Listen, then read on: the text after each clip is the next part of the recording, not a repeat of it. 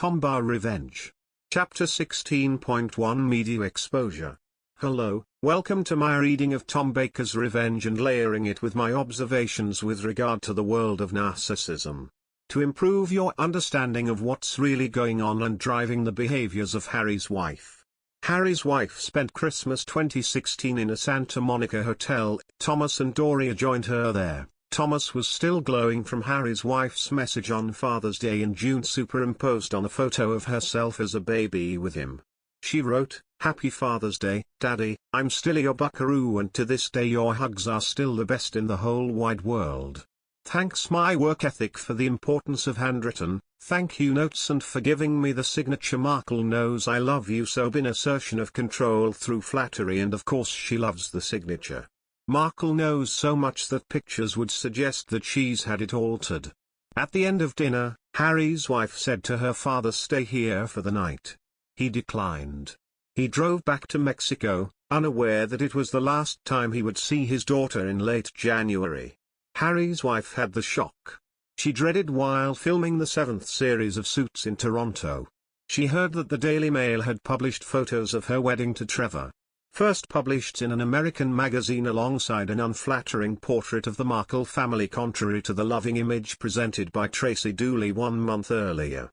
The Markles were portrayed as infamous for boozing, bust-ups and bankruptcy, triple alliteration of the B's. Their twice-married Tom Jr., a former bankrupt and heavy drinker, was not speaking to his father or sister.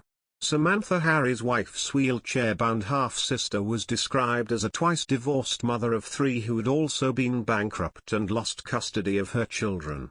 Doria's past was reported to be shrouded in mystery. While she currently worked as an older adults therapist at the Los Angeles charity, the records showed that she had faced eviction while unemployed.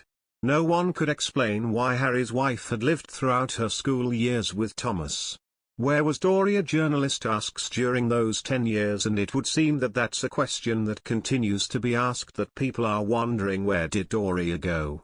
And so far, Mr. Bauer hasn't been able to shed any light on that either.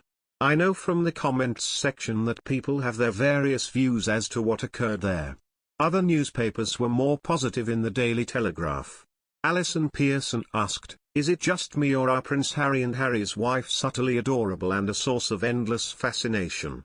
Well, with regard to the adorable bit, yes, it's just you. I can't wait for Duchess, Harry's wife. The Daily Mail crushingly compared frumpy straight-laced Kate, who never really worked after university, with the glam actress, and there's Harry's wife suing the Daily Mail and alleging that it saw foam flecks, wiggly-eyed, racist bigots, but they are triangulating her in effect with Kate and comparing her favorably. Once again, Harry's wife's attitude towards the media dictated her relationship with Harry. She craved publicity naturally as a consequence of the fact that her prime aims drive her to do so, but only on her terms. The need for the assertion of control. Any reports or photographs which were not wholeheartedly uncritical and personally approved by her and her Californian publicists were deemed hostile. Total control was essential. She appeared unwilling to accept that her demands were futile in London. Now, of course, that inability to accept that ultimately proves to be her undoing demonstrates, of course, that where she needs to assert control, she slams up against the edifice. That is the institution, that is the royal family. And we know what happened there. She could not effect direct assertion of control over it.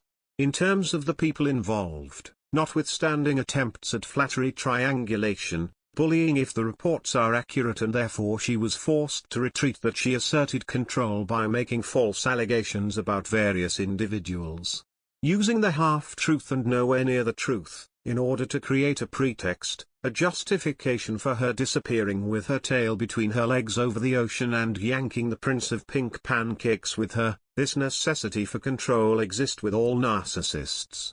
The fact is that in the formation of the narcissist, as I've explained elsewhere and in particular in my video, What Makes a Narcissist, we are created from a genetic predisposition towards narcissism, either capacity to be a narcissist, and were plunged into a lack of control environment and lots of different lack of control environments that exist.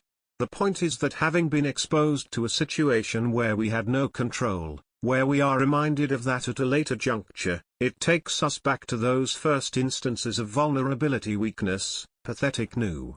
And our narcissism sprung up as if to say, don't worry, you haven't learned how to cope with the vagaries of life in the way that other people have. But we're here now. We, the narcissism, will shield you from these vulnerabilities and threats posed by the issue of your hypersensitivity to control.